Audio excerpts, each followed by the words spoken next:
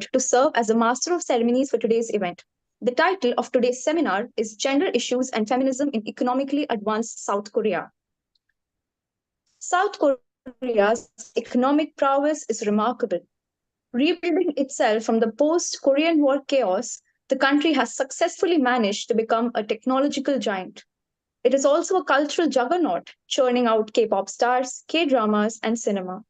However, there exists an alternative narrative to this growth. Amongst the OECD member countries, South Korea has the largest gender pay gap and is one of the worst places for a working woman in the industrialized world. However, Korean women are increasingly trying to change that by building a robust Me Too campaign, ushering in a powerful wave of feminist movement through the late 2010s and early 2020s. Today, we are privileged to have Ms. Hawon Jung with us, who will share her insights on this issue. She is a journalist and the author of Korea's feminist movement and what it means for women's rights worldwide. She has extensively covered the issue of sexual discrimination and violence. Flowers of Fire adds to her discussion on these themes and chronicles the recent women's rights activism that has ushered in many social, political, and cultural changes in Korea in the past decade. Her writings and commentary have been featured in the New York Times, Al Jazeera, Foreign Policy, and the BBC. The seminar will be chaired by Professor Sandeep Kumar Mishra. He is a professor of Korean Studies at the Center for East Asian Studies, Jawaharlal Nehru University, New Delhi. He is also an honorary fellow at the Institute of Chinese Studies, New Delhi. His research interests include North Korean nuclear issue, Asia Pacific has published several research articles, book chapters, and features in newspapers, Times of India, Express, amongst others. Participants to adhere to a few housekeeping rules. All participants are required to remain muted during the presentation. You may post your questions in the chat box. Alternatively, you may use the raise your hand option during the interactive session. After the presentation, you will be called upon to unmute yourself and ask your questions. Please mention your name and affiliation while posting your questions. I now hand over to the chair to take the proceedings forward. Over to you, Professor Mishra. Thank you. Thank you, Purnima. I think it's a very pleasant experience that you can say on Korean topic, we have decided to have a lecture on gender issue, feminism, and that kind of important issue.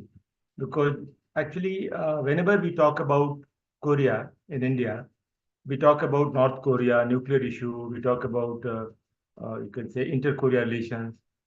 When we talk about South Korea, we talk about South Korean economic success story.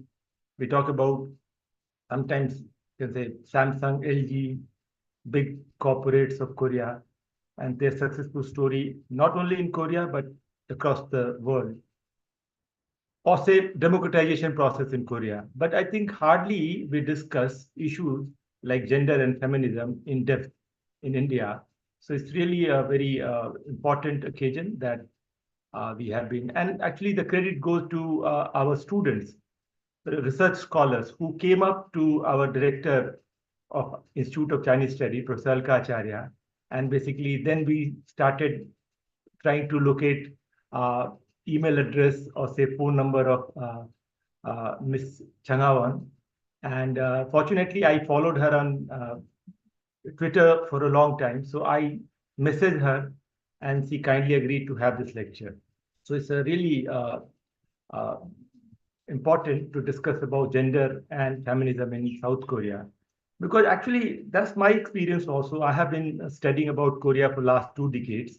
And my experience is also that actually you go to Korea, South Korea, and you realize that there are state of, you can say, technology. Like you go to very advanced and very nice apartments, but still Korean people, they prefer to sleep on the floor. So their old habits are still, they continue with them. And actually a very interesting book written by SNU professor Chang Young. He wrote a very interesting book called Compressed Modernity.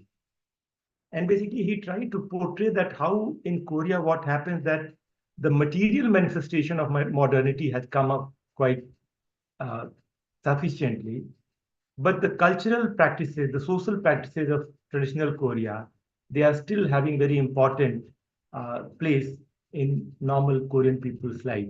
So I think that is a very interesting observation about Korea.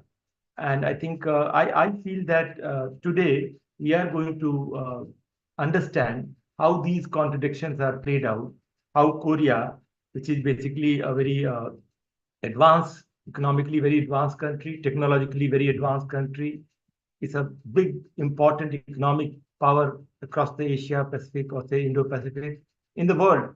And not only that, in last 15, 20 years, the Korean cultural wave, Hallyu, has become also uh, very important. You can say I can tell you about Miss Jung Hawon will be surprised to know that in India I think lots of K-pop and Hallyu products are very popular. And somebody told that if you are a father of a teenager and if you are not sufficiently communicating with your children, because then you definitely had to know what is BTS. So that is very powerful. So all these important imagery of South Korea, they are there. But at the same time, we are unaware about gender and other issues which are quite intricate and which are having very complex, you can say, fabric. I think to decipher that complex fabric, we have a wonderful person. Actually, she wrote a very important book which had been talked out everywhere in the world. And there are at least, I was just searching for it, and there are at least, I think, 30 to 40 reviews and comments about this book in different publications. So she is very experienced. She has covered Korea for a long time. She has lived in Korea. Uh, she was born and studied in Korea. So I think she is the right person to discuss about this issue. So I will just stop myself here and give platform to Ms. Changawan, and she is going to tell us in next around 30 to 40 minutes about this issue, and then we are going to have question answer. Thank you. So Ms. Changawan. Hello, everyone. Nice to meet you. And well, thank you first of all, thank you so much for inviting me to this event. And thank you, Professor Mishra, for your kind introduction. And also, I'd like to thank the Institute of Chinese Studies and Jawaharlal Nehru University for this opportunity. I'm really excited and also very honored to be able to talk about this issue of South Korea's gender inequality and feminist movement, which I think is a quite important topic to understand the South Korean society today and also the national mood of the country, especially among the young generation in South Korea. Well, as some of you might already know, South Korea went through a pretty dramatic shift in the country's gender dynamics for the past decade or so, specifically since mid to late 2010s. For instance, South Korea went through a pretty powerful wave of Me Too campaign and feminist movement through late 2010s to early 2020s. And also in response to that, we also had the equally strong counterwave of anti-feminist backlash for the past, let's say, 2 or 3 years, which culminated with the election victory of our current president, Yoon Suk-yeol, who rose to power partly thanks to his campaign on an openly anti-feminist platform. So with all of these developments, South Korea has gone through a lot of changes politically, culturally, and socially as well. And I hope this event will help those who are watching this event right now better understand the situation on the ground in South Korea, and perhaps make some common ground, find some common ground with the women's rights situations in India as well. And before I go into more details, let me just briefly explain more about why this issue of gender inequality matters so much to those who are watching South Korea from outside the country. So let me just move on to the Next page of our presentation. Okay. Oops, sorry. I'm just trying to make this full page. Okay. Sorry, a little bit of technical difficulty here. Okay, so do you see it? Do you see the second page of my presentation? If you see, please raise your hand or tell me. Professor Mishra, is this working? Purnima? Sorry?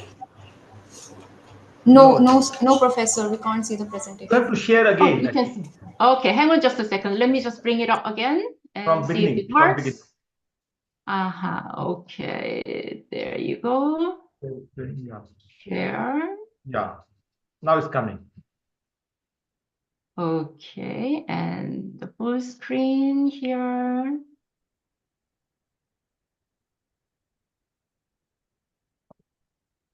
Okay, great. So now it works. No, but I'm sorry? the ratio is very high, you can say high, means basically we can see only 1/4 of your page. Oh, okay. So you have to basically shrink it. Shrink it. Okay, I will shrink it. Hang on just a second. Sorry. No problem. Can you see it now? Still, I think we can see the side one, but basically not the. Not the entire one. I don't know how to do this then. Okay. Okay. Stop sharing. And then I will try it again. Here, share. No, again, you can say Here. your 1/4 of top left actually that is only coming. That is basically visible in the screen. Okay. How about this? Can you see it? Just a minute. It's better? No, just. Okay, I'm shrinking it further. And further. Yes. Sir, sorry to interrupt, but I think we can see the whole slide. Yeah. You can see the whole slide now. It's visible now. You can have the. Okay. So I can continue, or should I shrink it further? No, you can enlarge a bit more. Enlarge a bit. Okay. A bit larger. How about this? Just a minute. No. I think the problem is at your end. The screen is fine, and I think. Okay. It's done. Okay, thank you. Yeah. You can start. Yeah, this is fine. This is fine? Yeah. Okay. Sorry about that. Nice. A little bit of technical. No, that's all. Can you see it? Yes, we can. Absolutely. Yes, ma'am. It's completely visible. It's completely visible. Please go Okay, ahead. great. Okay, then I will just go ahead without further ado. And the reason that I mentioned that why this issue of gender inequality matters for those watching the country from outside is that like Professor Mishra said, South Korea has been in this issue is at the end of the day, it's not exactly the topic that you see a lot in global news headlines or, conversations about South Korea internationally. Mostly these kind of news items or international conversations about the country have been dominated by a relatively narrow range of topics like geopolitics or military confrontations with North Korea or technological advances like Samsung, smartphone, technological innovations, or South Korean pop culture like K-dramas or pop culture or K-pop that have huge followings across the world these days. But what's interesting is that one of the things that are less known about South Korea, but no less important, is that South Korea still has a pretty conservative gender norms and also I would say arguably the worst records of women's rights in society in the industrialized world, which somehow failed to keep up with all the technological, economical, or cultural advances the country has achieved for the past 6 or 7 decades.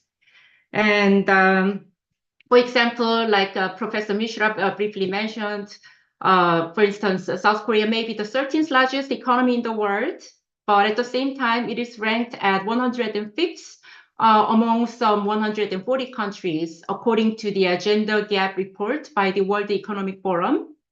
And also, South Korea is a member of the OECD, which is the elite group of about 40 most advanced economies in the world. But the country has reported the largest gender pay gap by a very large margin every single year for the past 30 years or so. And also, the country has been constantly ranked as the worst place to be a working woman in the industrialized world. However, and this is a big however, I think the country, a lot of women in the country have started to kind of speak up against what they saw as gender injustices they felt in their daily lives at a scale that had not been really seen before, especially since the mid-2010s.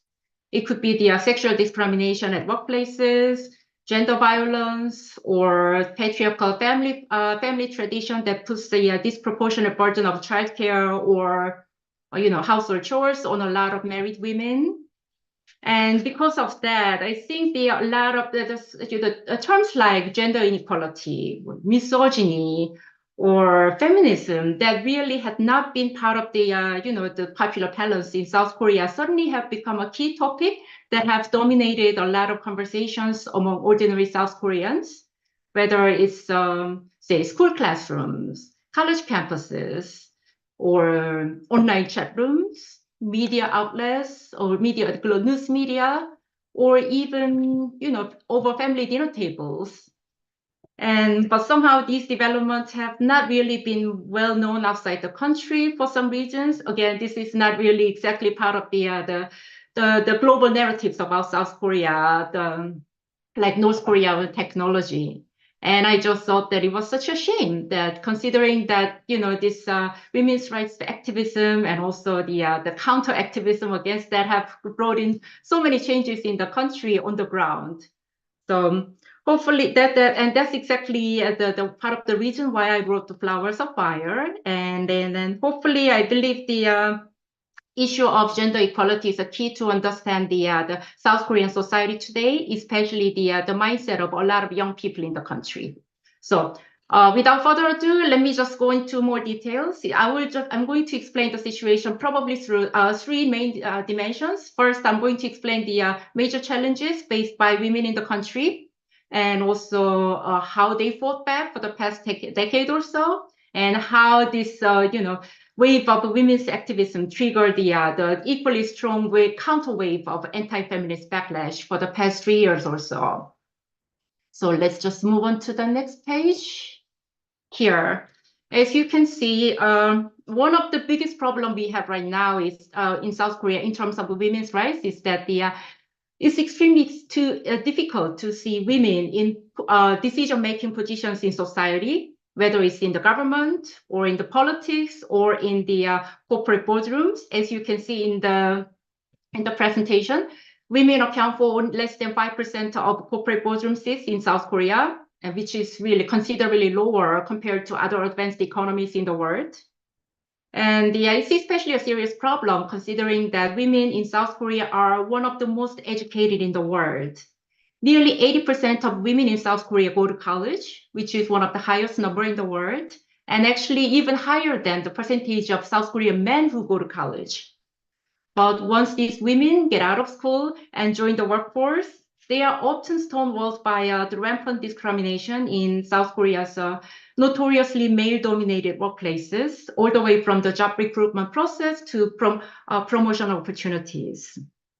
And as a result, we have the women account for only about 15% of managerial positions in the entire country, which is about the third lowest in the OECD, only followed by Japan and Turkey. And especially the serious problem is most glaring, like we mentioned earlier. This is the OECD gender pay gap bar graph, and the South Korea. Let's see here. Sorry, yeah, South Korea, as you can see at the far end of this graph, and South Korea is the only country that has a gender pay gap of over 30%, and that gender pay gap is more than 2.5 times of the average among the OECD member countries. And as a matter of fact, South Korea has reported the largest gender pay gap in OECD every single year without fail for the past 30 years since 1992. And if you're curious, why 1992? Because that's the year South Korea joined the OECD gender pay gap survey. And another the problem that we see, this is the so-called glass ceiling index by the Economist magazine in the UK. And the Economist magazine has announced this annual glass ceiling index to show what is the best place to be a working woman in the industrialized world, and what is the worst place. And as you can see, South Korea is at the bottom. And as a matter of fact, South Korea has been at the bottom of this survey every single year without fail since the Economist created this annual survey back in 2013. And you can see South Korea has been at the bottom of sort of a worst, the unchallenged worst performer in this survey, along with perhaps Japan. So it's so much so that the Economist magazine even commented that the women in Northeast Asia seem to be faced with the glass ceiling on the ceiling, not just made of glass, but made of bulletproof glass. But I think part of the reason is not just because of the male-dominated workplace in South Korea. There's also another big cultural factor that is at play, and which is one of the reasons why we have so few women in senior positions in society. And I would say that is South Korea's family culture.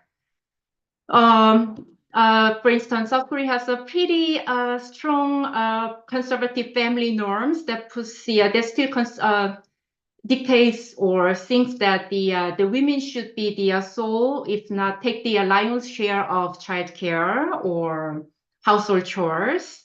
And as you can see in this bar graph over here, that shows the orange colored bar is basically how much time an average family in each country spends on childcare or household chores. And if you can see, the OECD average is over here at the it's pointed at the blue arrow, and the India is also over here.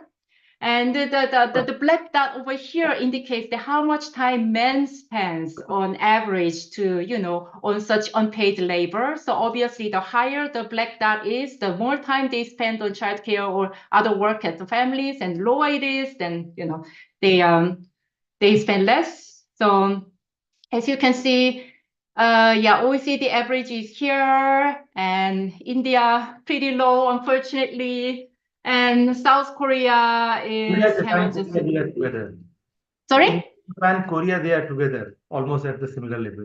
India almost similar. Actually, South Korea is lower. South Korea is the second lowest among the OECD member countries, and even lower than a lot of non-OECD countries like China, South Africa, and India. So it's pretty bad. And as you can see here, even in double income families, women spend more than 3 hours each day on, these domestic responsibilities, while their husbands, they spend less than an hour. But to be fair, this is really like a global pattern that is seen in a lot of, most parts of the world, including India, or including, a lot of advanced economies like in the US as well. Even in double income families, women considerably work longer on household chores than their husbands.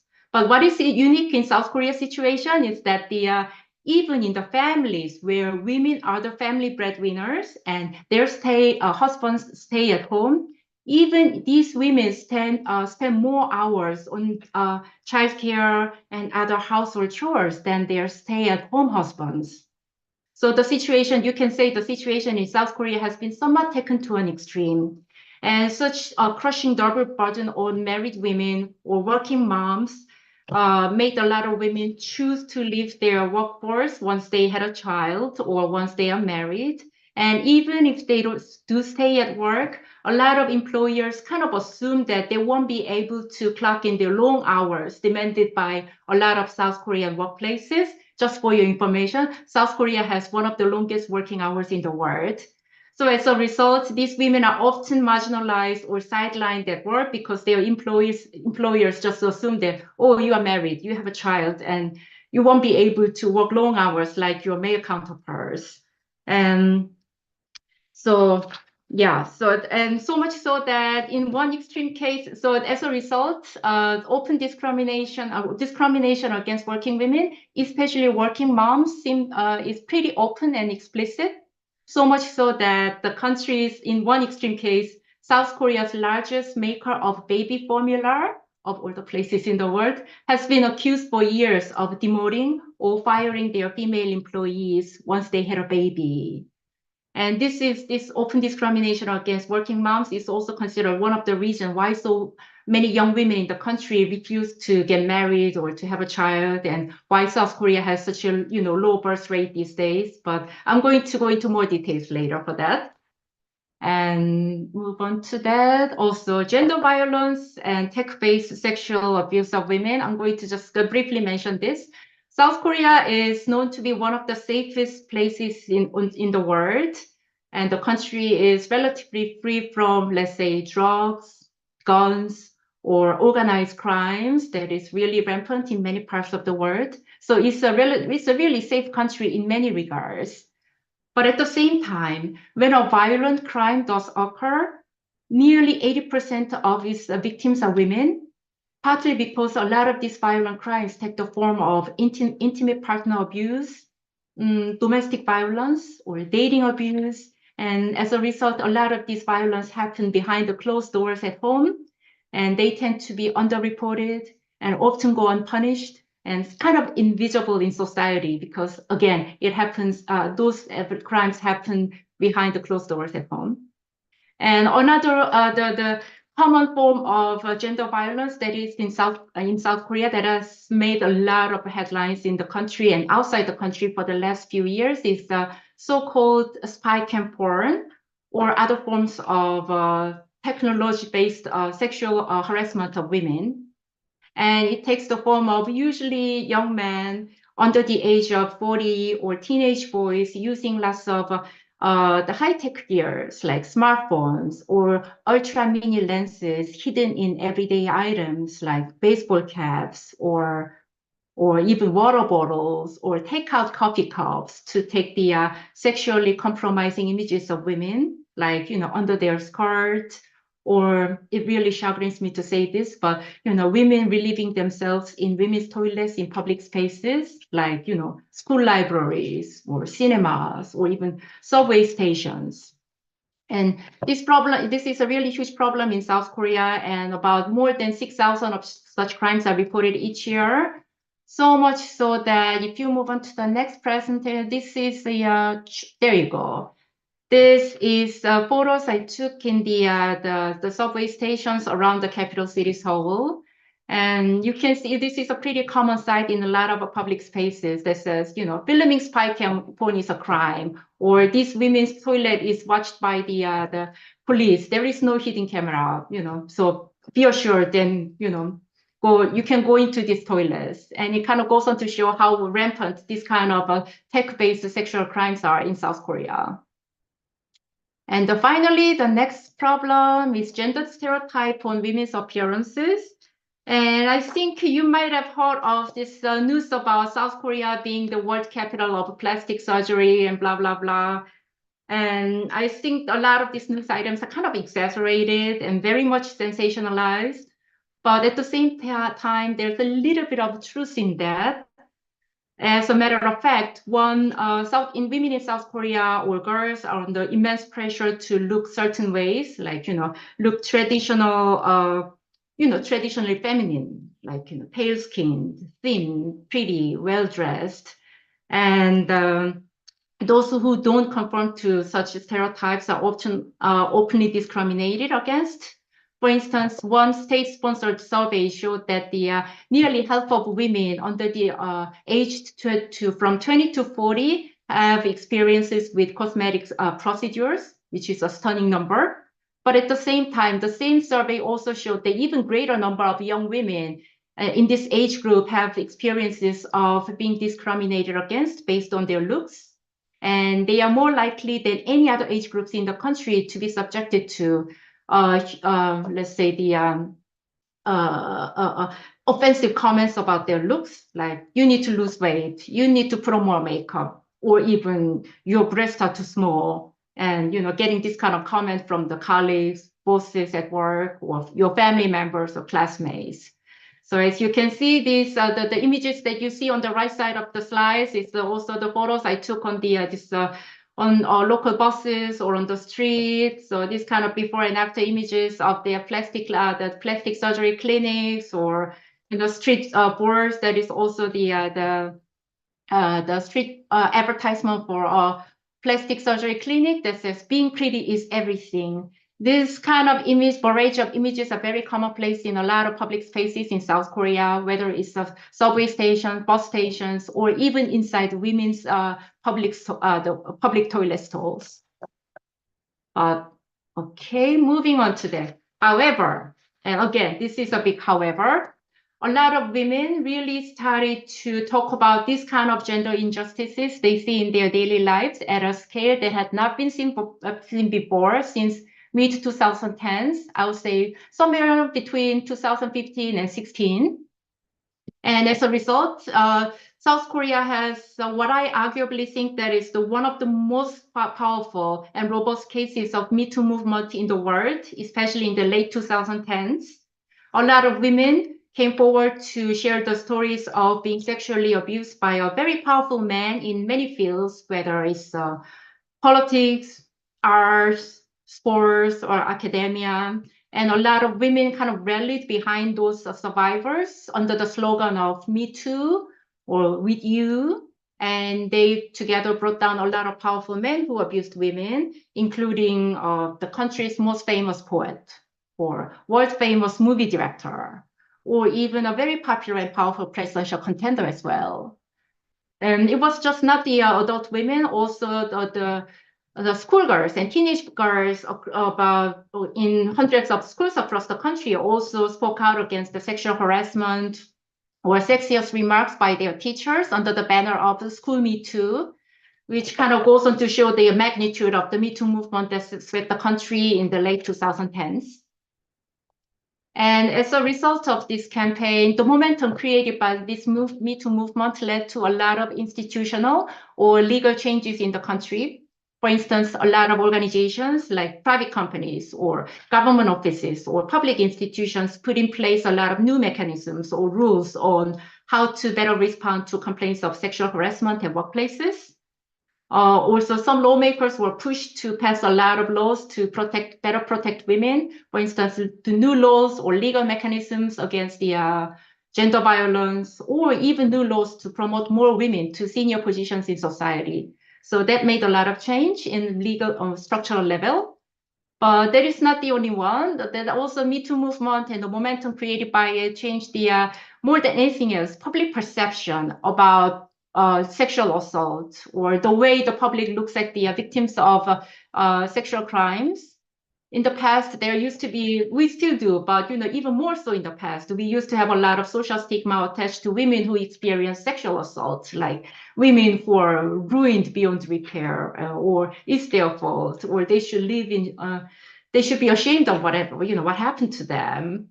But such social stigma so considerably eased after the Me Too movement, and that also changed the multiple surveys showed that the majority of South Koreans started to change their behavior, or made them, to be more careful about what they say, what they do in a lot of public spaces. And so much so that in one clinical study showed that the depressive symptoms of South Korean women who experienced the sexual assault in the past considerably decreased after the Me Too movement.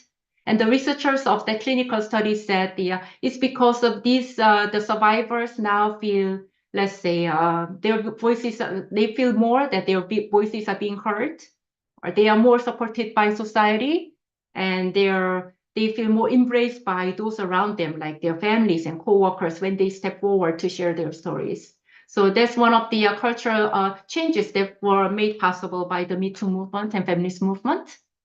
And moving on to the next one here. Oh, this is the scene of the mass anti-spy camp protest that raged on in South Korea back in 2018 and 19. We had the, I mentioned this, the issue of spy camp porn and a lot of tech-enabled sexual harassment of women in South Korea. And in the counter response to that, a lot of young women in the country started to organize and mobilize to form a sort of online-based grassroots feminist movements to fight against these kind of crimes. And at some point, tens of thousands of young women and girls took to the street for months in 2018 and 19 to call for the government to, toughen up the punishments against such crimes and to basically to investigate better so that they can prevent such crimes from happening again or happening to begin with. And this kind of activism eventually led to a lot of legal and institutional changes. So now I'd say South Korea has, at least on paper, they have one of the most progressive sets of laws to fight those kind of tech-based sexual harassment of women, like spy camp porn, or non-consensual pornography, or the so-called revenge porn. And as a matter of fact, South Korea is one of a very few countries in the world where the government runs a health center, state government-funded health center, where the employees sit in front of the computers all day long and basically take down the sexually abusive images from the porn sites or from the internet at the request of victims. And these officials also collaborate with the police or prosecutors to catch to collect the digital evidence of such crimes and eventually hold the abusers accountable in court.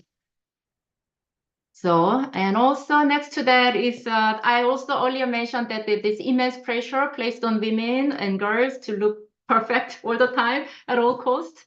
And this is in response to them, or in the gesture of defiance of such pressure, a lot of young women kind of started to cut their hair short. As you can see in the photo here, even shave their head, or they stopped wearing heavy makeup, or they stopped wearing what they consider the hyper-feminine but quite uncomfortable clothes. And instead, they started to wear clothes they considered more practical or comfortable. Like, for instance, baggy shirts and shorts instead of tight dresses, or sneakers instead of high heels. And, for them, and this movement is called Escape the Corset, because they saw they considered corset as a sort of a symbol of oppression or pressure on women to look perfect all the time, often at all costs, and often all the time. And some of them went on to, share these images of themselves, dramatic before and after images of themselves, or, the images of their now abandoned makeup kit with the messages like, as you can see in the PowerPoint slide, I'm a human, not a doll. And another aspect of the feminist movement we saw for the past decade is the decriminalization of abortion. In South Korea, abortion had been illegal, punishable with up to years in jail, at least on paper, because abortion, like in many other places around the world, had been widely performed in secret in many abortion clinics under the radar, while the state authorities really didn't bother and usually looked the other way. But governments, at least in late 2010s, showed the signs of seriously cracking down on a lot of abortion clinics, partly because the country's birth rates were going down too fast, and some government officials back then saw making it harder for women to get abortion as one of the potential ways to help boost the country's birth rates. But that move seriously backfired. And a lot of young women in the country took to the street to, launch street protests, and they even launched a campaign to formally decriminalize abortion. And the campaign turned out to be successful. And South Korea's Constitutional Court in 2019 officially ruled that a criminal code on abortion is unconstitutional. So at least as a result, now abortion is no longer illegal in South Korea, and it is considered one of the biggest achievements made during the country's feminist movement for the past decade. Now, moving on to the next one, and I'm not sure if I can call it an achievement or accomplishment, but at least this is a dramatic change that was made possible by this newest, this wave of feminist movement for the past few decades, past decade. As some of you might already know, South Korea has a very low birth rate. And in fact, South Korea has reported the lowest birth rate in the world for 4 years in a row now.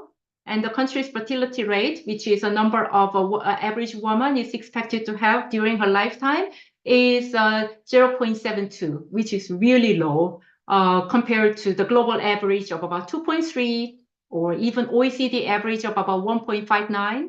And just for your information, the number in India is 2.1.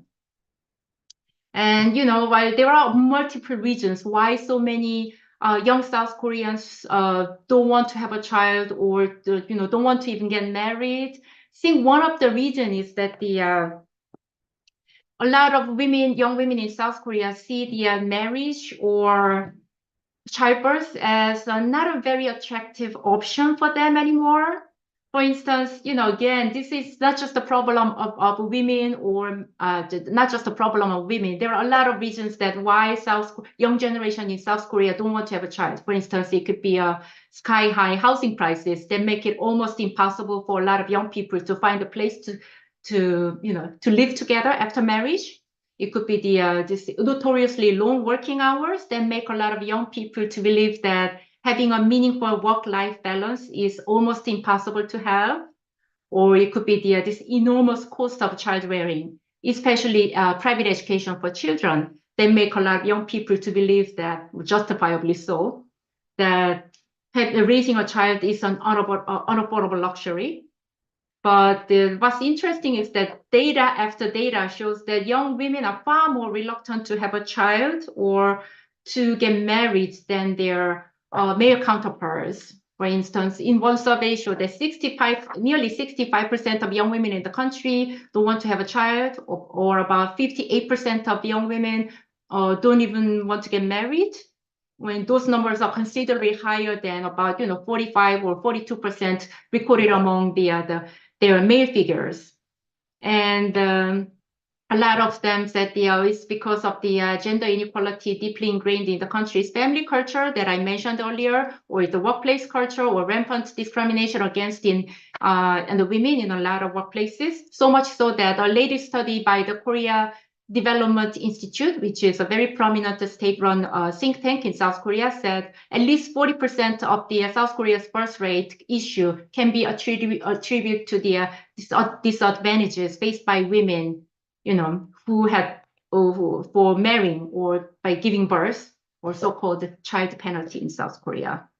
And also this feminist movement also played a role, because this term called no marriage, or roughly translated as willingly single, has become a thing among a lot of young women. And some of them went so far as to declare that I'm not going to give birth, I'm not going to have not going to marry, or I'm not going to date men, I'm not going to even have sex with men. And this movement is called 4B movement, because South Korean word no is pronounced B. So this 4B movement has, as far as I know, somehow went viral on social media for the last few weeks and became a thing, but it's been around in South Korea for quite some time, I would say since 2019. And to be fair, not a lot of women who choose to stay single or childless see their life choice as some kind of political statement or some kind of activism. And women who follow this 4B movement is, I would say, at the extreme end of this whole spectrum of women who stay single and childless.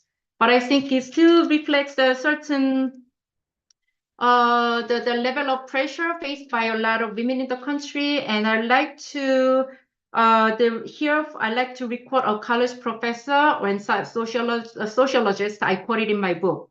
She said, quote, The patriarchal norms in South Korea, given its economic status and educational level of its women, are so relentless that the resistance against it tends to be just as intense and radical.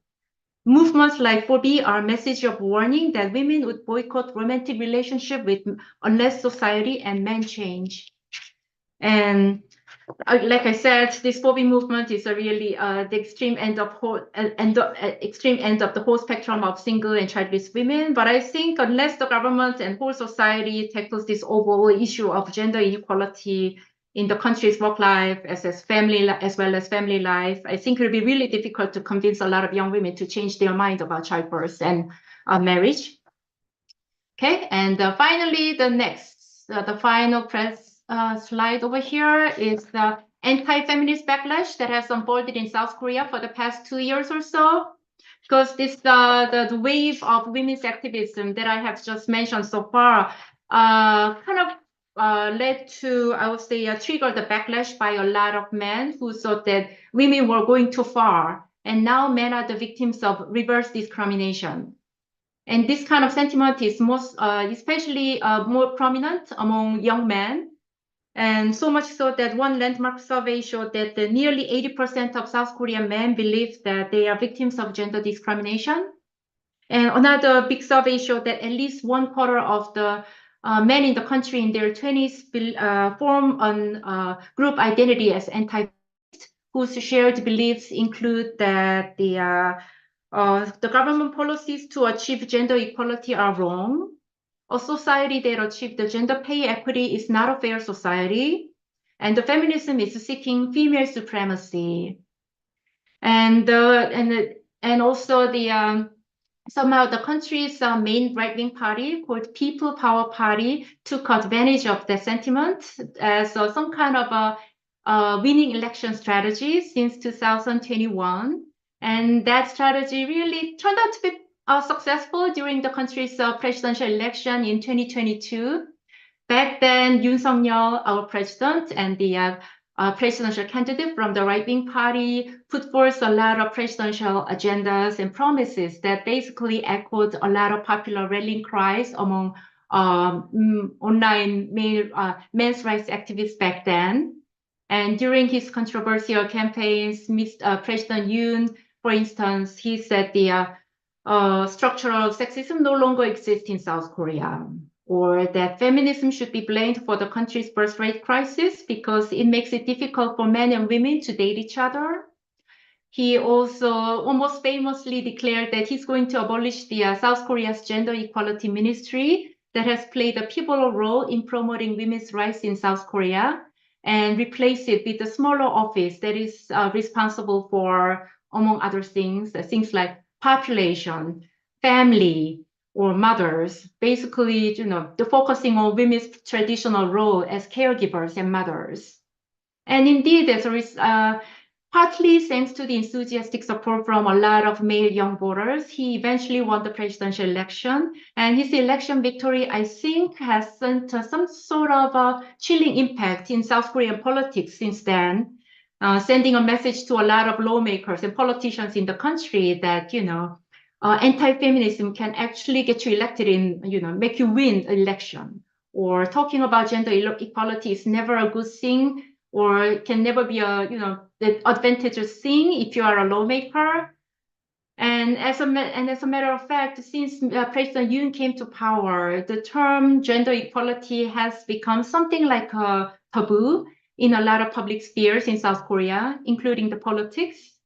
And for instance, when the South Korean government talked about gender or the birth rate crisis that the country is having, in the past, they used to say a lot about like, oh, we need to tackle gender inequality in workplaces.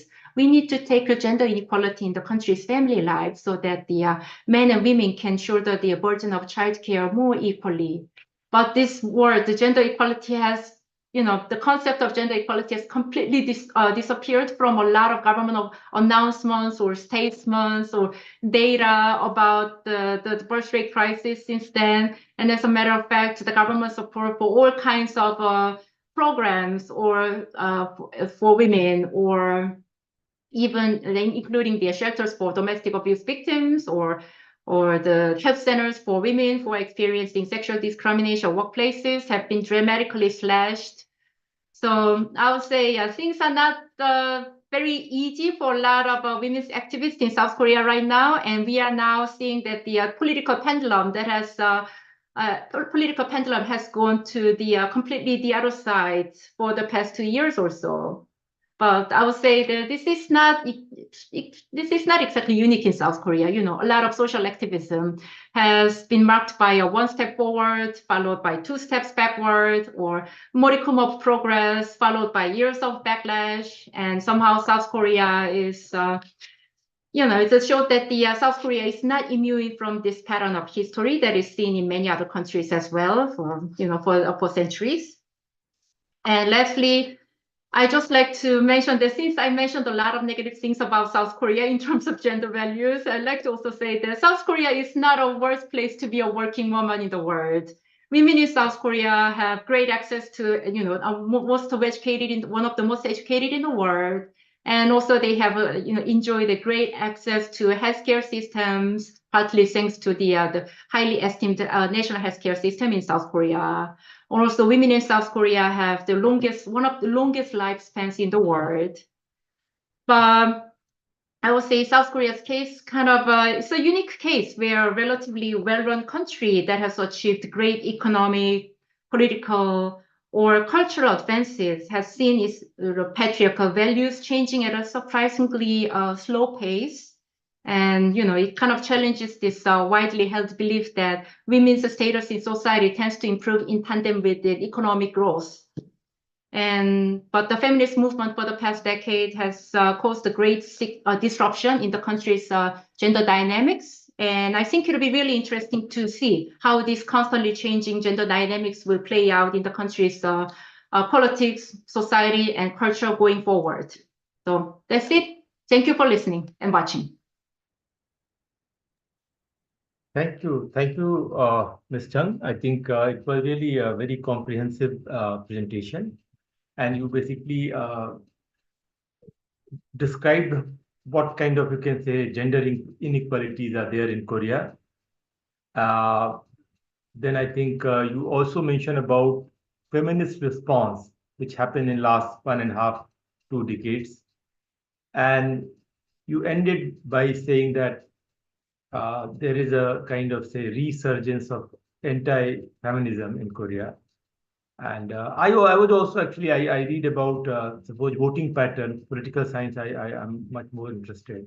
So I saw that the 20s and 30s, the young people in Korea, usually 70%, 60%, they vote for Liberal Party. But the same is for women. But in past 2 presidential elections, the male voting to Liberal candidate for presidential position, it has come down to 30-40%. So there's a term called Ide Naam, I will say Samde Naam also. Maybe we think Samde Naam is also. So, and this is not a very you can say good sign. But there's an old saying. I think many people wrongly probably they attribute to Mahatma Gandhi. But there's a saying that first they ignore you, then they laugh at you, then they will fight you, and then you win. So basically, it's a second last stage. They are fighting, but ultimately, it's going to be a win situation, I hope. And secondly, I think for audience also, I think why we have been discussing this issue, because, if I compare India and Korea, I'm not an expert of sociology or gender study, but my general understanding is that economic growth and development in India is low. So similarly, socio-cultural, you can say, advancements are also going to be limited. But if I compare South Korea, where I think, suppose you look at educated women in India who are, suppose, in university or say other workplaces, they don't have to use lots of cosmetics. They are confident about their behavior, their you can say, I'm not saying fully, but I think to a great extent, and rather in comparison to Korea. Because if you go to Korea, I think even professors, they are very particular about their makeup, their you can say, their look. Whereas I think you can come to JNU and you can see how the women professors are actually quite confident about themselves, their study, their knowledge, and I think they are, you can say, so this is the dilemma, you can say, in a way, inconsistency which we have been trying to decipher, that why this is there. And I think we are attributing to socio-cultural practices which are still having their hold. So what could be the cost?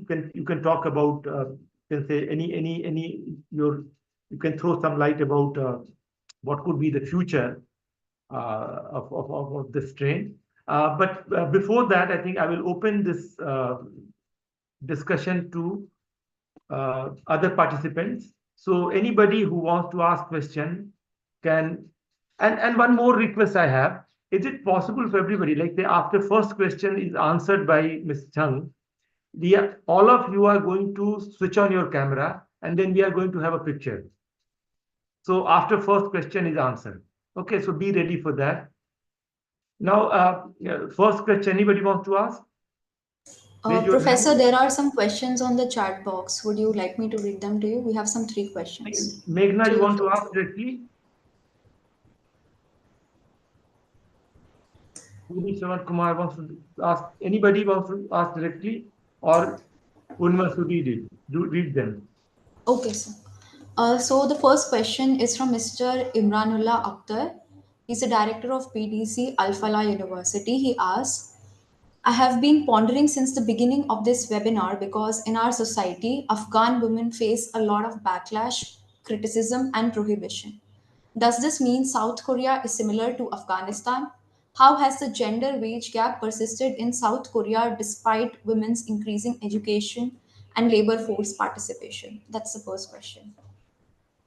Okay, thank you so much for your question first. And I would say it's really difficult. I mean, there are a lot of challenges faced by women around the world.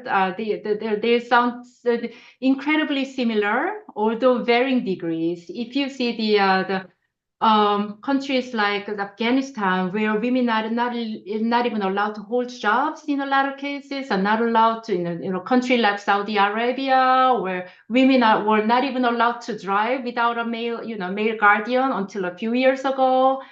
South Korea case is slightly different. So I would say it's not like, women, girls get shot on the way to school just because they want to go to school. It's not like that.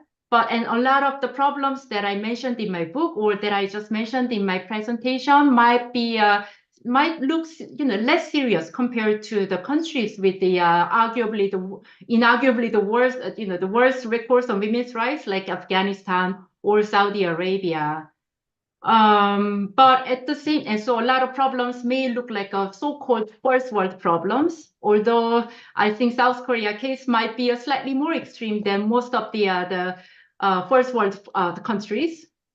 So I would say is that the degree of which women face discrimination or violence in society is quite different in South Korea. It's not the same, although there are a lot of common grounds there. And the second question is, how has the gender wage gap persisted in South Korea? There are a lot of reasons, and I think I can go on and on and on for hours to explain the reason. But like I said, the family customs in South Korea that puts unfairly disproportionate burden of childcare and household chores on women can definitely play a part because because of this crushing burden, a lot of women, even if they want to stay at work, they choose to make a choice to leave their workforce once they had a child because this burden is simply too much. Or in some cases, their employers just assume that, oh, once you have a baby, then you need to focus on raising your child and you won't be able to clock in the long hours demanded by our company. So in that case, that is one of the reasons there is still just rampant discrimination in a lot of South Korean workplaces. So that's definitely at play. Thank you, Ms. Chung. So may I request everyone to switch on their camera, and Rachit, you may take a picture, Rachit or Turunika.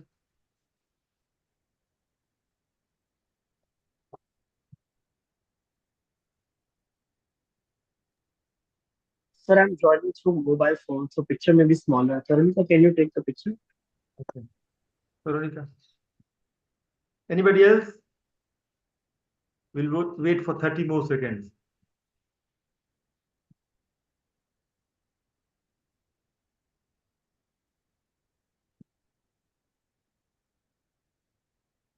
Alka ma'am. Yes, I am actually all right. I'll come on, but I got my collar on, and I think it will. Okay, it's okay. That's That all will, right. that will also Okay. be recorded. Yeah. Yeah. Okay. President of Institute of Chinese Study, Professor Alka Acharya. Hello. I really enjoyed the talk, and I have a bit of a problem with my neck. So, but in any case, this is more important, posterity. Yeah. So, Yeah. Veronica, you take a picture, then we'll move forward. It seems that others are not interested. Sir, I've taken the picture. Okay. Okay. Thank you. Thank Okay. you so much. Now, since you have taken the picture, so you can ask your question also directly. Thank you, sir. Thank you, ma'am, for such an insightful lecture. I learned a lot from the lecture, and I had the opportunity to read the book also. As you rightly mentioned, that the certain feminist movements, they have led to institutional changes in South Korea's laws. Could you briefly talk about the status of defamation laws? Like, do you think under the current government, President Yoon Suk Yeol, is it going to change, or is it going to be unchanged? Could you just briefly share your opinion on this? Thank you. Sure. About the did you say defamation law? Defamation laws. Yeah, so libel law. Yeah, yes. I see. Just for the context for those who didn't read my book, I think you are talking about the defamation law that can be weaponized against women who come forward, sexual assault victims who come forward. Because for those of you who don't know about the context, in South Korea has one of the strongest and harshest defamation laws in the world. And even speaking the truth is not a defense. Even if you spoke the truth, if the stating the truth is considered to have damaged somebody's reputation, you can still get punished, because defamation is a criminal offense in South Korea, punishable with up to years in jail. So although the jail term is kind of rare, a lot of cases people just get fined or get just suspended jail term, but still criminal offense is a criminal offense. And a lot of human rights groups in and around the country have encouraged or recommended the South Korean government to do something about it, because it is largely considered to chill the freedom of speech, because in a lot of cases, defamation law has been weaponized by a lot of powerful figures in the country, like politicians or powerful corporations, to silence the victims of their business practices, or to silence the political critics like journalists. And in many cases, especially during the Me Too movement, it was the same. So some of the women who came forward to share their stories of being sexually assaulted eventually faced their defamation criminal complaints raised by their own abusers. And some of them eventually were let go and acquitted in court, because the courts considered that they were not lying and they were speaking the truth. But they eventually, to reach that, they had to go through this lengthy and long legal ordeal in court. So that was also considered one of the reasons why so many women couldn't come forward, because they were so afraid of basically being criminally charged. And for that, your second question was, if there is any possibility that things can change under the current president. It's hard to tell, because although President Yoon Suk Yeol mentions a lot about sexual assault victims, usually not in a good way, depending on where you're standing. For instance, he said during his controversial presidential campaign, one of his campaign promises is that he's going to toughen up the punishment against people who make false accusations of sexual assault, people who are lying about being raped or sexually assaulted. And that was one of the, actually echoed one of the popular rallying cries among local men's rights activists back then. And just for your information, such false accusations of sexual assault is really considered remains on a negligible level. About less than 0.7% of all the sexual assault, the complaints made in the country. And that's the very conservative figure. The actual figure must be even lower than that. Anyway, so I think the campaign promises have already made a lot of chilling impact for a lot of sexual assault victims who are thinking of coming forward.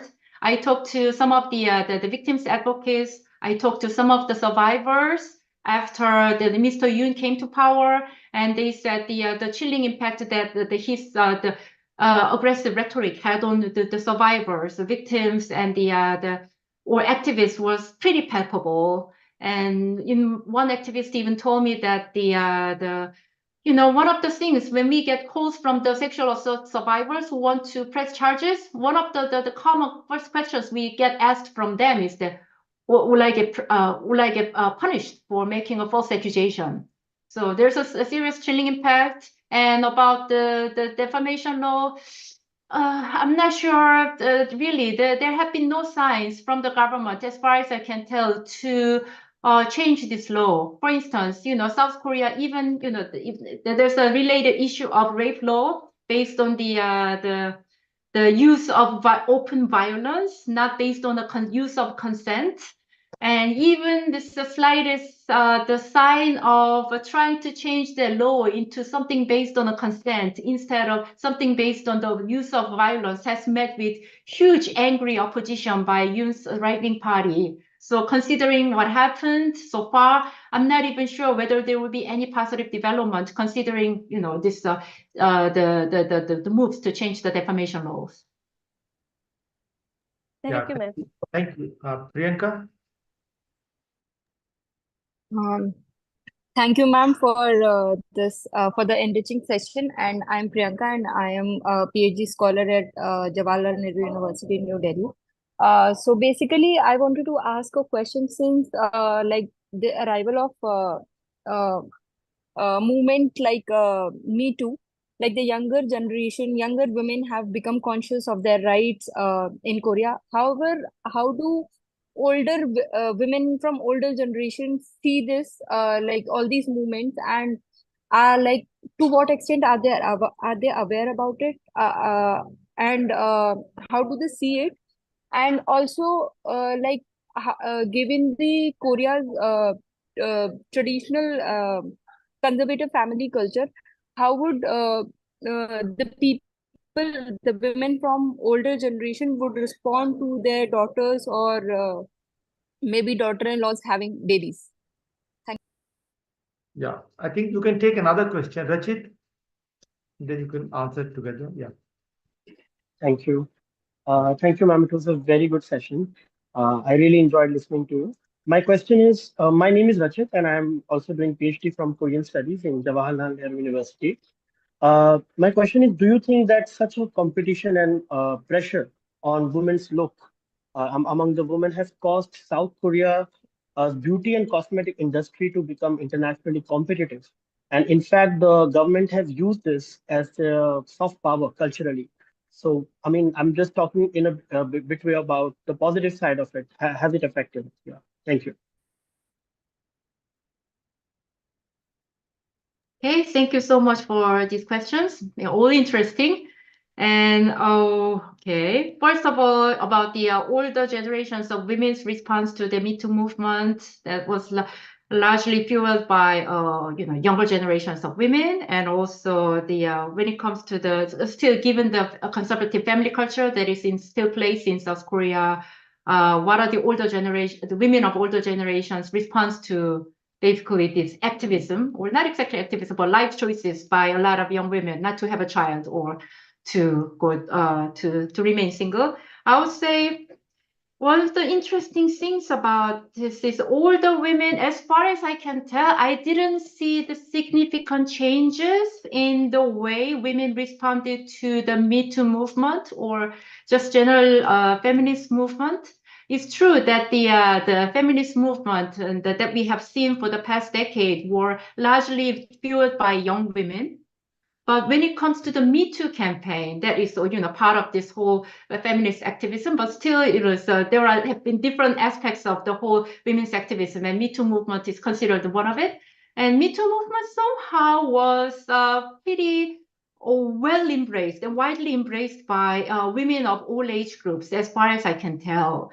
And I think part of the reason is that the older generation women, they are the ones who basically had the first-hand experience with this conservative family norms that puts disproportionate burden of childcare and household chores. So they actually know what it's like. Whereas these young women, they simply grew up watching their mothers or watching their aunties shouldering this unfair burden and in many ways suffering. So they just think that, oh, I'm not going to live like that, and I don't want to go through the same thing that you guys did. And what's the interesting thing is when I talk to older generation women, they are like, yeah, our daughters deserve better. They need to live differently. So while there are still, May I you can say interrupt you? Actually, but what about in India? It happens that mothers usually they are quite sensitive about how their daughters are being treated, but they became less sensitive how they treat their in-law, like daughter-in-law. So is it the difference is there in Korea?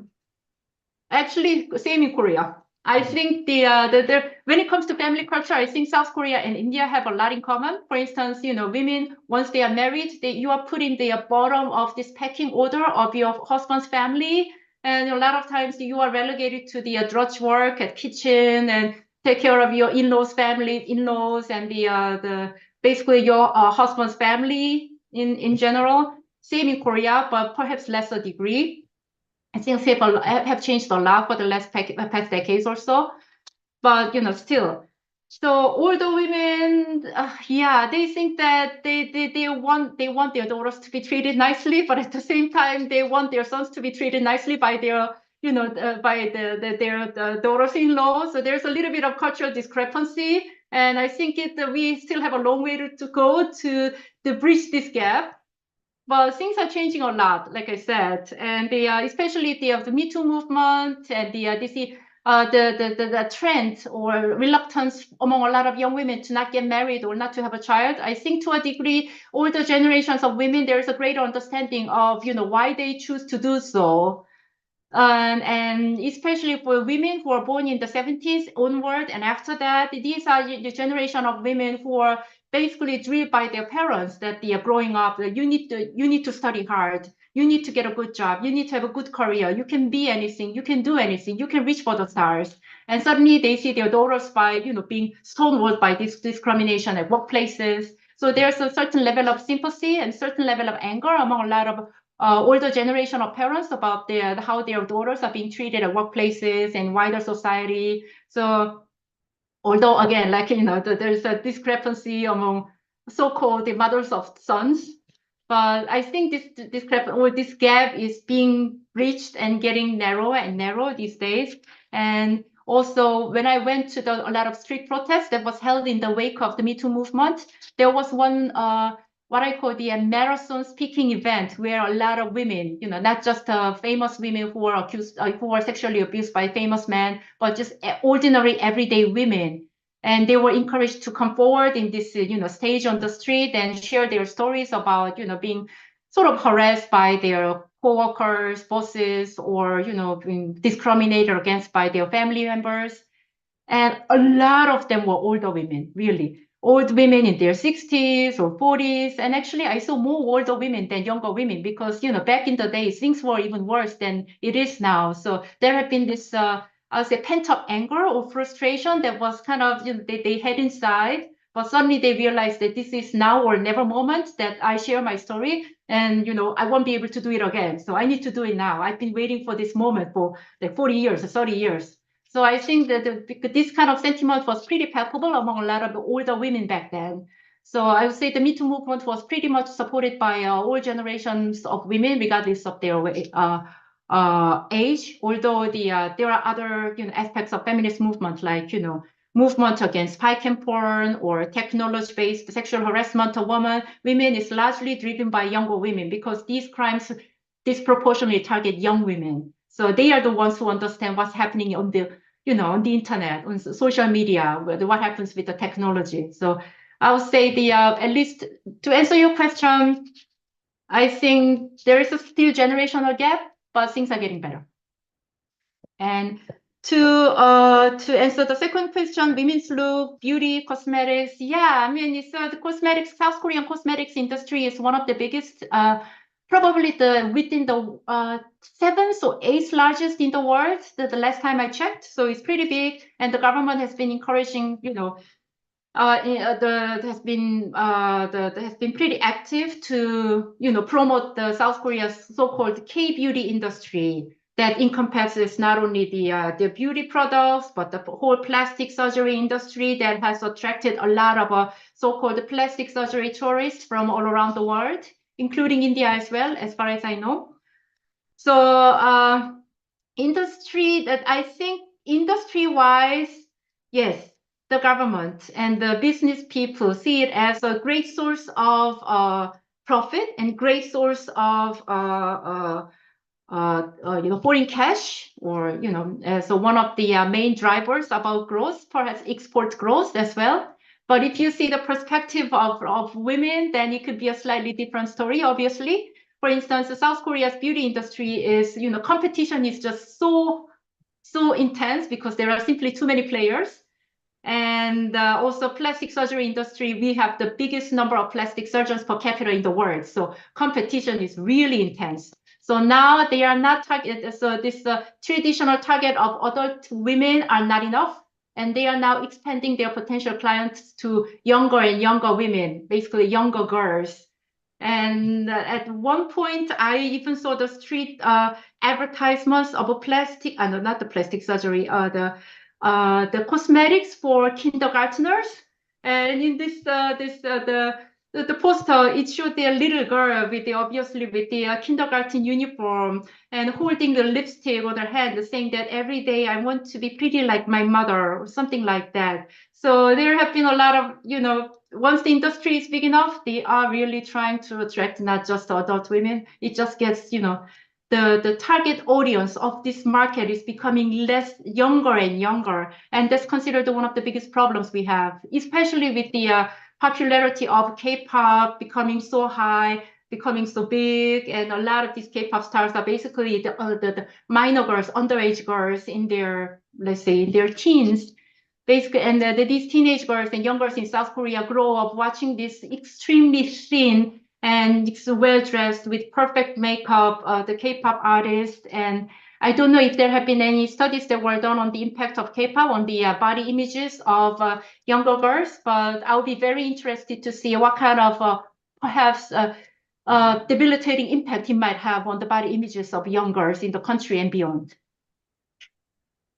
Thank you, Ms. Jung. I think we are having 7 or 8 more questions. So I will request you to, you can say, maybe you can say in short, probably you can answer them. So now next is Gayatri. You want to switch on your camera? Yeah. Hello, am I audible? Yeah. Yeah. Hello, ma'am. It was a very interesting session. I was pretty invested the whole time. My name is Gayatri, and I am working as a research assistant in a School of Development Studies in Mahatma Gandhi University. So this might sound a little bit lame and totally out of curiosity. I've been particularly intrigued by the 4B movement that you mentioned, especially with its recent social media popularity and all. So I was wondering, what is your opinion about it as a strategy to tackle the patriarchal setup or gender inequality in general? So what is your opinion about it as a strategy? What is your opinion about its effectiveness as a strategy, how effective it could be, and also would it be wise for women in other contexts or in a global context to adopt such a strategy to address such a radical strategy to address issues related to gender disparity and gender inequality.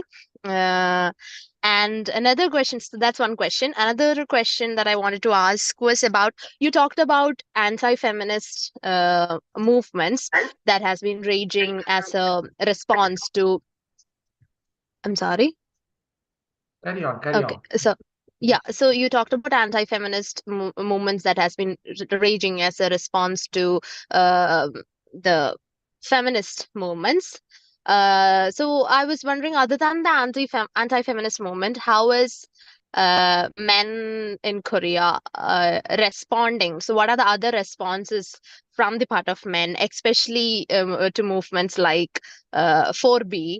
Because as far as I understand, the way that movement works is kind of directly, Please it has conclude. to do with Please conclude. men. Uh-huh. Please conclude your question. Yeah. Yeah, sure. I mean, I was saying, like, it has to directly do with men individually than on a systemic level, because it is about not marrying men, not having sex with men, not having children with men. So, what are responses from men on a more grassroots level than in an organization level like anti-feminist movement? So, these are two questions. Thank you. Thank you, Gayatri. Neha, Farah, Meghna, Chinmay, anybody wants to come online and ask question? Neha, Farah, Meghna, switch on your camera. No one? Okay, Purnima, you can read them questions. So what we are going to, because we are having little time, so Purnima is going to read rest of the questions, and then you can take up together and you can respond. Okay.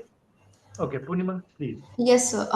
We have a question from Chinmay from the Department of East Asian Studies at DU. She asks, you talked about the domestic violence and dating abuse. Since we know women tend to hesitate to report this kind of cases, my question is, what steps are taken by government or any other institutions to help women in this situation? That is one question. We have a question from Puri Shravan Kumar. The question is, can you comment? Just a second. Can you comment on feminist movement versus foreign brides in South Korea? We also have a question from Meghna. Thank you for your wonderful lecture. My question to you is regarding the intersectionality between age and gender discrimination in South Korea. And we also have a question from Farah. You mentioned the challenge of seeing women in decision making positions, especially in government and corporate boardrooms. Despite South Korean women are amongst the most educated globally, yet they face challenges in the workforce. What are the main barriers preventing women from reaching these positions? How does South Korea's gender equality situation compare with other advanced economies, especially in terms of women's representation in leadership and workforce? And we also have a last question from Neha. I have always observed Korean development. So, in this context, I wanted to inquire, how does the Korean constitution address women's rights? And have there been any changes influenced by women's movements aside from the recent decriminalization of abortion? Okay, thank you. This much only we can take. Yes. Yeah, I think actually there are two other questions, but we are not going to because of paucity of time. So we can have actually invite her again maybe after 2-3 months, and we can have next round of discussion. So Ms. Jung, you have I think 4 to 5 minutes to respond all these questions, maximum 5. Okay. Wow. Okay. There's a lot to answer, and too little time. But to answer the first question, so I think I will just answer just a few of this. About the 4B movement, I know this has been somehow a couple of years after the B2 movement, 4B movement that took off in South Korea. Somehow this has become big in social media outside the country, which is quite interesting. It just gained a new life outside the country at a very interesting moment. one of the things about phobia movement is it's not as big as what a lot of women outside the country believe it is. Again, this emerged and made a lot of headlines back in the late 2010s and early 2020s, and it kind of the whole conversation about it kind of died down in recent years, especially after the feminist anti-feminism in politics took off for the past 2 years.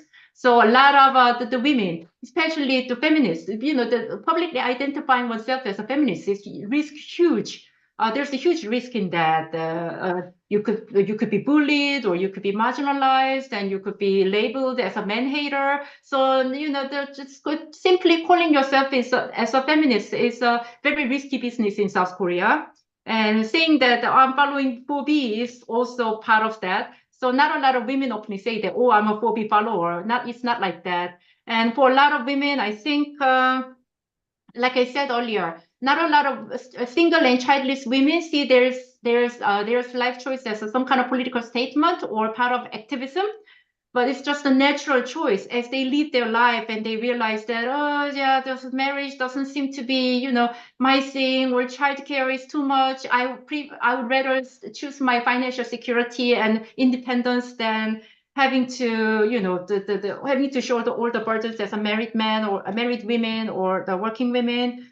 And also, I think phobia movement in the end is activism through personal choices. And I'm not sure how much you can go by, through making these personal choices, because at the end of the day, changing the words, you can change the words through personal choices, but also at the end of the day, you have to change the words through structural activism to make the structural changes in the wider society. You have to be involved in politics, and there should be political changes, there should be institutional and structural changes, which eventually required a lot of activism and a lot of fight in the, through mobilization of people, like-minded people. And, for that, the phobia movement is a, strictly personal, the activism through the personal choice.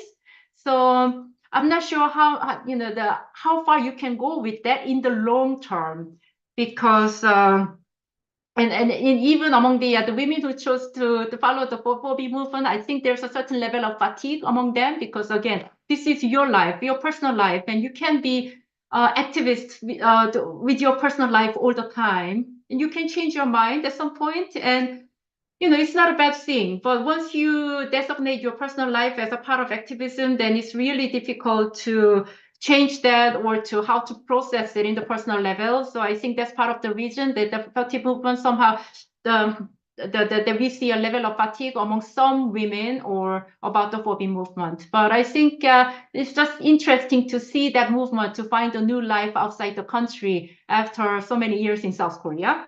So that's one thing. And about, wow, so many questions. Oh, about maybe foreign brides in rural areas. I think you're talking about foreign women from the dominantly from Southeast Asia who marry South Korean men. What happens in South Korea is that, there is a dearth of young women in a lot of rural areas because they go to cities to find jobs, and there are not a lot of women willing to marry men in rural areas because of this conservative culture in rural areas, and also because of this, a lot of burden placed on them to help out with the farming work, but also, serve your in-laws. And not a lot of young women these days want to do it in South Korea. And as a result, a lot of matchmaking agencies, they bring in women who want to come to South Korea by marriage, and just basically match these women with the men in rural areas. So interestingly, the most internationalized or globalized part of South Korea is not metropolitan cities, it's actually rural areas. If you go to rural areas, you see so many restaurants and bars, and the places run by the people from Vietnam, Cambodia, or Indonesia, China, and also this the second generation of children who are born between South Korean men and foreign women. So it's a very interesting change, but these foreign brides often face discrimination naturally, and also abuse by their in-laws or their husbands. So, and because of the language barriers and cultural barriers, not a lot of people get the proper support they need. So I think this is, and there are some feminist the groups who are trying to help them, and we have this branch of feminist activism who are trying to help these foreign brides who are from the outside the country. So it's an important issue, and this issue will be even, I'm pretty sure this issue will gain more urgency and importance in South Korean society going forward. And how much time do we have left? Okay. Oh, about the domestic violence and dating abuse. Okay, I will just end this here. There have been some changes that were made in the wake of Me Too movement. For instance, dating abuse was not even considered a criminal offense in many cases, and there was no understanding about the gendered nature of it, because a lot of it happens behind the closed doors at home, and so it's difficult to come forward for these women. Also, some of them just drop the charges against their boyfriends because of the intimidation or blackmail by their boyfriends or their husbands because they live in the same place. So I think actually some lawmakers in South Korea, they passed a new law to see that this unique nature of dating abuse and intimate partner abuse, to make it more easier to hold these abusers accountable. So that's another progress that we have made over the years, although the implementation on the ground is a whole different story. But at least in the institutional level, we have made certain progress. And now we have a special hotline for dating abuse victims. And as a matter of fact, the number of complaints filed to this government hotline has tripled for the past 2 or 3 years. Partly because I'm not sure, probably not because the number of dating abuse has increased that much, but because of the raised awareness among a lot of women that there is a place that we can go when we are in danger. And this is a dating abuse. Some people say this is just the way it is. My boyfriend is just hot-tempered. But not a lot of young women see it that way these days, and things are changing. So that's another sign of progress. Okay, thank you. Okay. I think definitely there are many questions, and I think probably one of the few lectures where almost everybody wanted to ask you something, and there have been several adjectives saying it's a very comprehensive, it's very enlightening, very wonderful lecture. So thank you very much for giving that kind of, you can say, disposition to us. We understood Korean society. You gave us some lenses through which we can see, some facts through which we can see Korean society. And I think we may invite you again sometimes in future, so that we can further continue this discussion. I will end by saying that it's a very, very important topic, and I think this topic must be. Alka, want to say something? No. Okay. Okay. So I think it's a. I have been absolutely listening in fascination, and I particularly went, the areas of meeting grounds that we both have. And it really goes across Asia. Many of these issues, it speaks to women here. And I think the reason why we were so keen that you come is because most of our young scholars, when they read you, they feel that it's echoing, with many of the social aspects in our country. So thank you very much. This has been most engrossing. Thank you. No, it's a wonderful overall, and I think I will request Ms. Jung that if you allow me, I would like to connect you to say like ICS or say JNU or other gender studies in India. If they are interested in these discussions, they would like to contact you, and I can, if you allow me, I'll connect you to them. Sure, I'll be happy to talk to them. Okay, so thank you everyone. Purnima, you can close now. Thank you, Professor Mishra. I would like to seek your permission to formally bring to an end today's seminar. With this, we come to the end of today's seminar. We thank Ms. Hawon Jung and Professor Sandeep Mishra for gracing today's seminar with their presence and for giving us their precious time. The video of today's discussion shall be available on the ICS YouTube channel. We extend a warm invitation to all for the upcoming Wednesday seminar scheduled for 1st May 2024. The title of the seminar is Geopolitics and Geoeconomics, Democratic Dividend to Demographic Dividend. Information about the event can be found on the ICS website. You may also subscribe to our newsletter for regular updates. Thank you for joining us.